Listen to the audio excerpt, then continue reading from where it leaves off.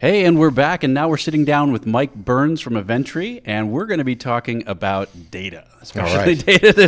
This is something that everybody that knows me, I'm dealing a lot with the event technology side, and so it's hard to have a conversation these days with any of the technology that's on the floor without, in one way or another, involving data, whether that's big data or just little data.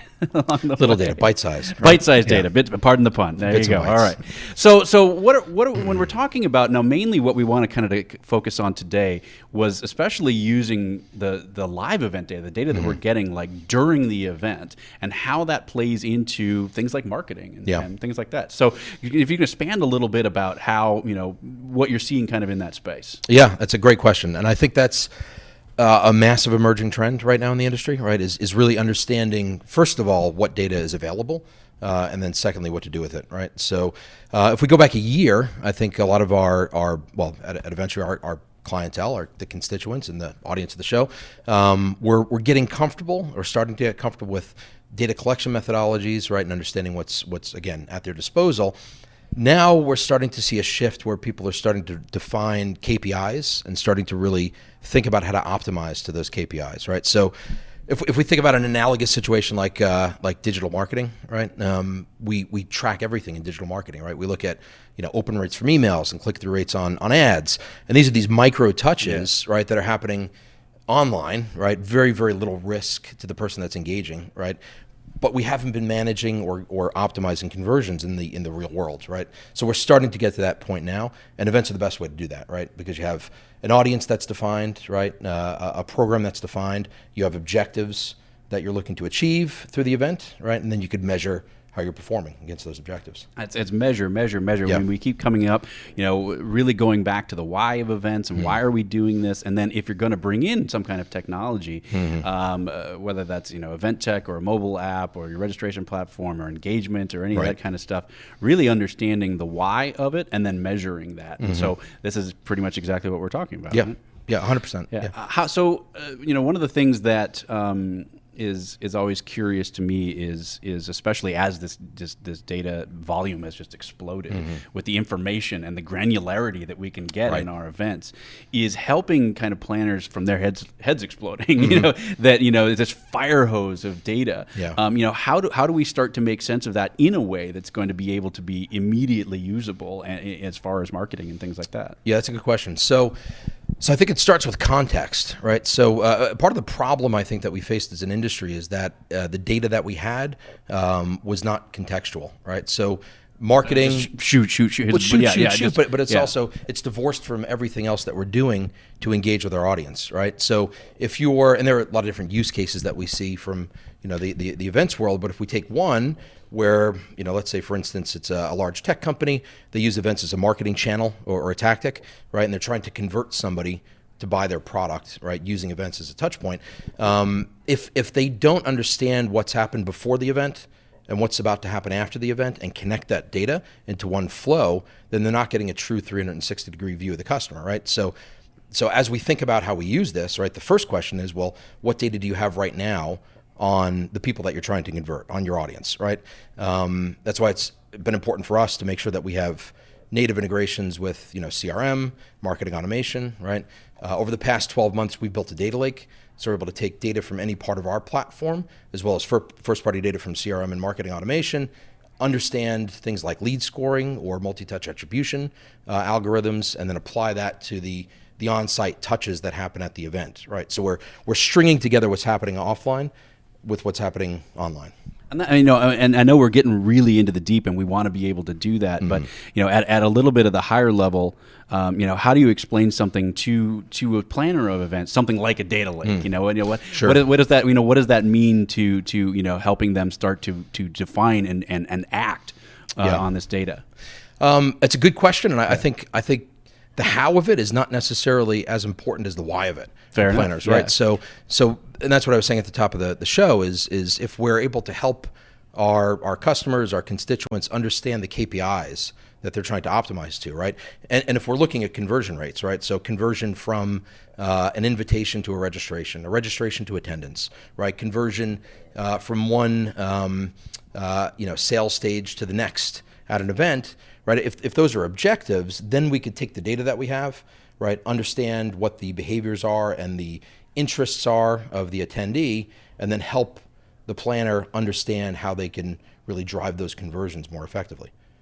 And it makes, as I'm thinking this through here, it's a huge difference if you're talking about marketing for an event versus an event that is marketing. Right. Correct. And so it's, especially when you're talking about these measurements and understanding, obviously you always have to understand your attendee to a certain extent, but when that's part of your marketing campaign, part of what you're trying to do to sell another product, all the more reason that every single one of those touch points becomes important and becomes a valuable part of that sales funnel, I guess. 100%. Yeah. That you're bringing them in.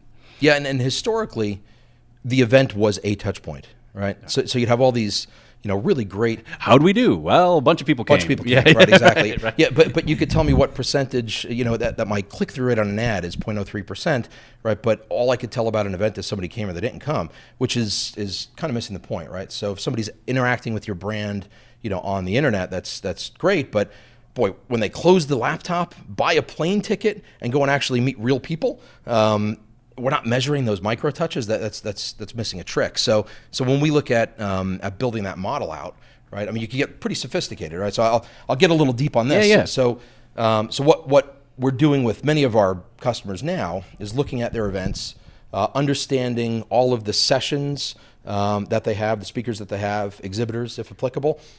Aligning the descriptions of each of those with a taxonomy of topics, right? And then using the on-site attendee behavior data to then understand which attendees are most engaged on which topics, right? So if you're trying to sell a product, let's say you're selling cloud computing and you have a user conference and there are 13 sessions on cloud computing and 10 exhibitors that are cloud computing companies, and you have an attendee that's engaged and spent a long time engaging with each one of those different touches, then it's something that you probably want to pay attention to, right? Yeah, and then also they're hitting this part of this track and they're hitting this part of this track. You can start to see, they might be specifically interested in this one product versus 100%. These other products. Correct. And that's where it really becomes that sales tool.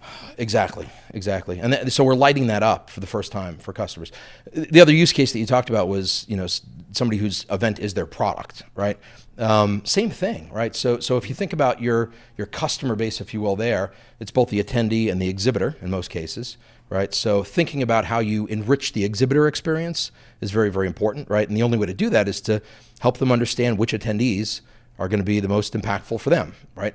So if you're looking at the behaviors, you're looking at things like dwell time at sessions. If you've built a taxonomy, right, you could align that and then real time provide information to exhibitors as to which attendees are more likely to, again, be impactful for them. I mean, it's obviously it's a very powerful tool. It's anybody who is using events as a marketing solution. There's so much there to unpack. What would kind of be baby's first steps? So you're like, they're like, oh wow, this sounds great. I have no idea how to even remotely start on this. Yeah. I don't have a CRM maybe even or something along those lines. But I'm wanting to do an event so that I can promote my product. Right.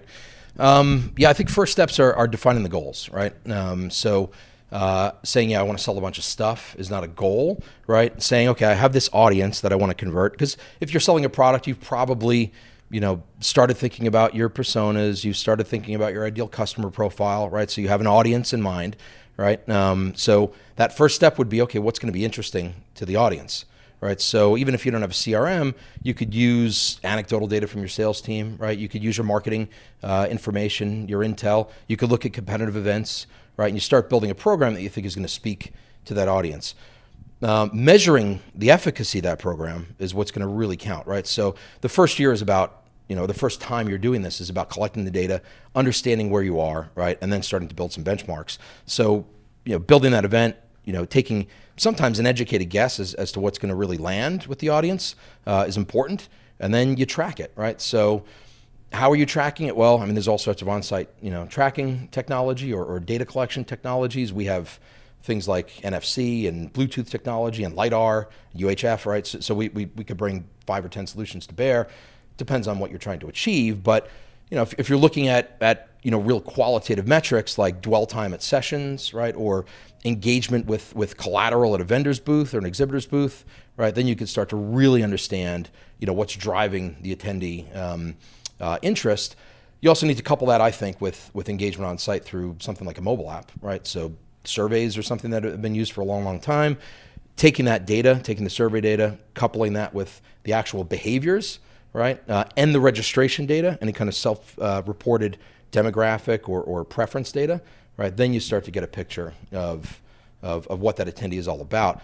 Again, it's contextual, right? So if we were asked coming into this event, what we're most interested in, I don't know about you, but I'd pick the most sci-fi stuff out there, right? So I'm interested in VR and I'm interested in robotics. Am I buying that stuff? Probably not. So you need to understand what people are self-reporting and then overlay that with what they're actually doing. Yeah, I mean, and one of the things that I'm constantly emphasizing to planners and other people that are feeling a little overwhelmed is that you know more than you think you do. That's true. And especially even if it's year one of a brand new event for a brand new product, how many people actually walk in the door is an incredible metric just to start with. 100%. And then like you say, so now, okay, great. Now we know there's a market for this event, and now we can start to build on that and start looking exactly within that. Start step one. How many people showed up? How many people showed up? Right. Yeah. And then did your sales go up? Yep. That year, and then that's a data point. 100%. It's not a big data point. See, there we go. We found the bits and bytes. Well, that is the big data point, right? That's the big data, right? Did we convert ultimately? Right, and then the right. mini ones that comprise the waterfall of conversions. That's where you could really start to pull some interesting levers and optimize.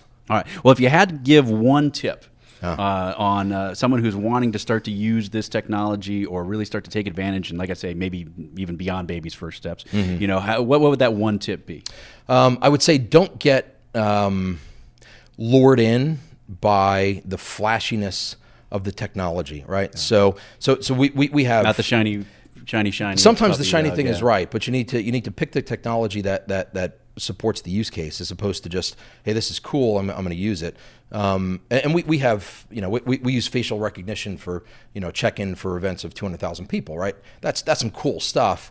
But it was the right solution to use in that use case, right? The fact that it was cool was great, but my one big tip would be understand your objectives, right? Think about the data collection methodology or the technology that's going to best align with what you need to report on, measure, and then ultimately optimize. Well, Mike, fantastic. Where can folks find out more about what you guys are up to at Eventry? www.eventry.com. You could also check us out on our Instagram, Twitter, LinkedIn pages, but eventry.com is probably They're all over. They're all over. All right. Yeah. Well, thanks so much again for joining us, and you. we'll be right back with another guest in just a few minutes.